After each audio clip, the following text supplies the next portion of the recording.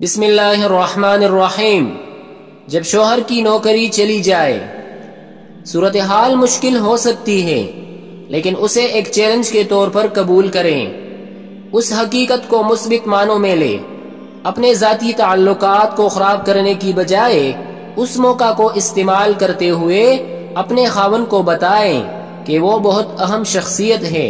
بلا شبہ یہ بھی ممکن ہے جب آپ مثبت رد عمل کا اظہار کریں گے، اب موجودہ صورتحال کو ممکن حد تک بہتر بنائیں اور مستقبل کے لیے تیار رہے۔ نہ اپنے ساتھی کا مذاق اڑائے، نہ اسے ملزم ٹھہرائے۔ کسی اور کے ساتھ اپنے مسائل کا تذکرہ مت کرے۔ کوئی آپ کی مدد نہیں کر سکتا، البتہ یہ بات آپ کے ساتھی کی عزت نفس کو مجروح کر سکتی ہے۔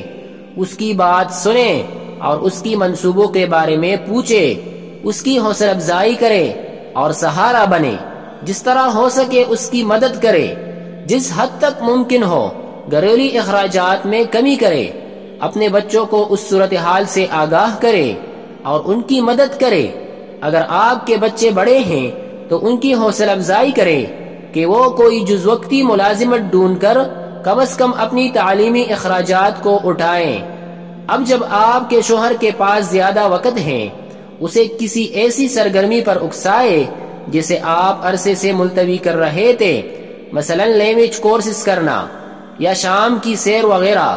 جتنا ممکن ہو سکے اس کے ساتھ وقت گزارے اور اسے مصروف رکھے، نہیں تو وہ ڈپریشن کا شکار ہو جائے گا۔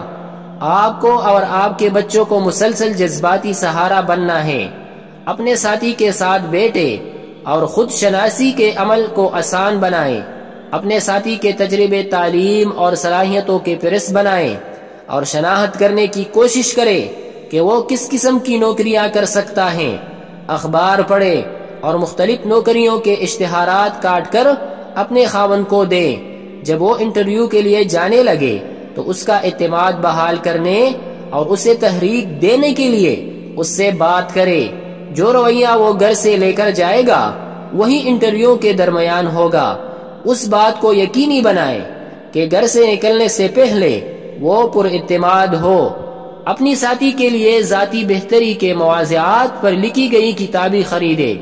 اس بات کو ممکن بنائیں کہ خود اپنا چھوٹا سا کاروبار یا کوئی پرام کھول لی جائے۔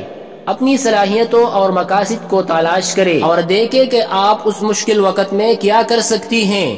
اللہ تعالیٰ کو اپنی زندگی میں شامل کرے، اس سے رہنمائی چاہیں۔